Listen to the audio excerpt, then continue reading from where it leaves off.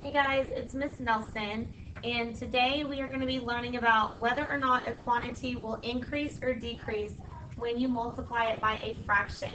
So this is a skill that you guys are going to need to be able to identify through looking at it, so mentally knowing whether it'll increase or decrease, as well as proving it mathematically. So if you look here are your two rules that are going to apply to this. It says that you will get a larger quantity when you multiply a number, and that number can be a fraction, decimal, or whole number, by a fraction that is larger than 1. And you are going to get a quantity that is smaller or decrease when you multiply that same number, or a number, fraction, decimal, whole number, by a fraction that is smaller than 1. Okay? So let's put that into practice. So real quick, what I want you guys to do is look at these 4 problems, and I just want you to make a prediction to the side. Do you think it's going to increase, or do you think it's going to decrease? So I'm going to give you just a moment to do that. Okay, so you should have your predictions.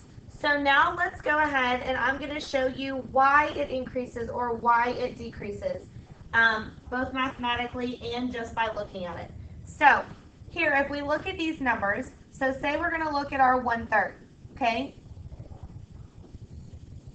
1/3, you should know, is less than 1. So because this is less than 1, you should get a decrease. And it really would work the same way if you were taking the 1/3, but you were looking at the 2/5 to see if you would increase or decrease. 2/5 is still less than 1 because it's not 5 out of 5, it's only 2 out of 5 pieces, so you are still going to decrease. So mathematically, what that looks like is just simply you just doing the multiplication of the fraction that we did earlier and knowing what the answer is. So multiply straight across. 2 times 1 is 2. 5 times 3 is 15. So my answer is 2/15. So if we think about that out of pieces of a pie or something like that, 2/5, a pizza that is cut into fifths, those pieces are going to be a lot bigger than a pizza that is cut into 15 pieces. So that's how you know visually, if you're trying to think of it in fractions, if you're going to get bigger or get smaller. So let's look at our second one, and again, you should have already made a prediction. 10 times 6/5. Okay, so we have a whole number here, which is fine, and we have our fraction. So 6 out of 5 pieces. Well, we know that if the numerator is bigger than the denominator, we've already got one whole. So we've already met 5 out of 5 pieces, which is 1. So if it's 6 out of 5 pieces, that is larger than 1. So we should increase. So let's look mathematically. To turn this 10 into a fraction, remember, any whole number, you can stick it over 1. And then I'm going to multiply by 6/5.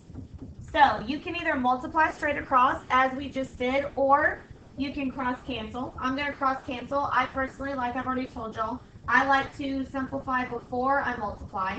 If you do not like that way, please just multiply across and then simplify.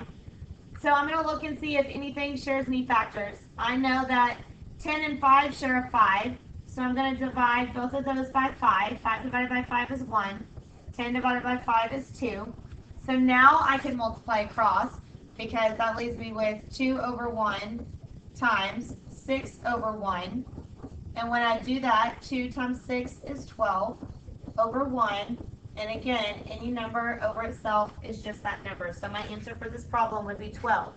And 12 is larger than my original 10. So now they're trying to trick us a little bit. We have got a decimal. Okay, so we look at our fraction. My 4/9, because it's not one whole and it's less than 1, you should decrease.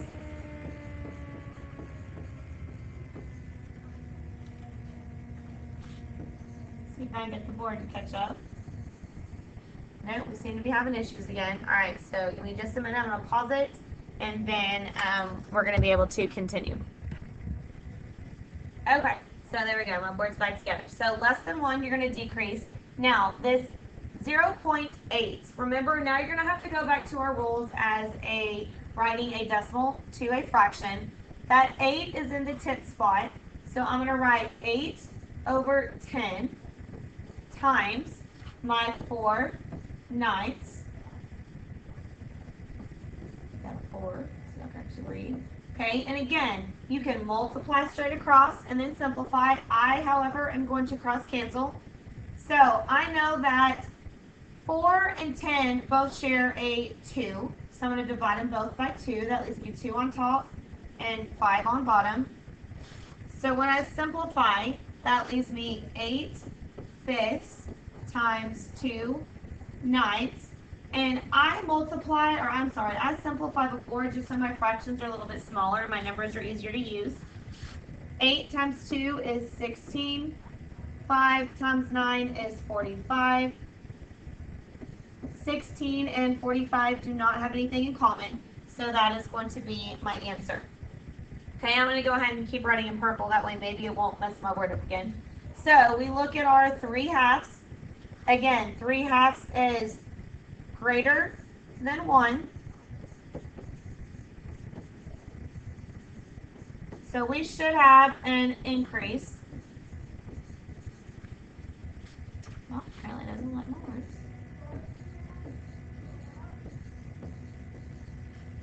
Okay, so my 1.5, same thing. To write a mixed number, I know that 5 is in the 10th spot, so I know it's 1 and 5/10, but I'm going to use the 1 and 1/2 version of it because 5/10 is 1/2. So to write a mixed number, so I have 1 and 1/2 times my 3/2. I need to do around the world and turn that into an improper fraction first. So I have 3/2 from 2 times 1 is 2 plus 1 is 3 times 3/2. That's going to give me 9/4. So now I can either leave it as 9/4, that is completely acceptable, or I can divide 9 divided by 4, so that's 2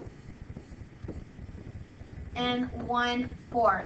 So 9/4 or 2 and 1/4. Either answer is acceptable. It just depends on which form you would like to put it in since they are both simplified. So if you have any questions about being able to predict if a quantity gets larger or smaller by looking at a fraction, then please let me know. Have a good day.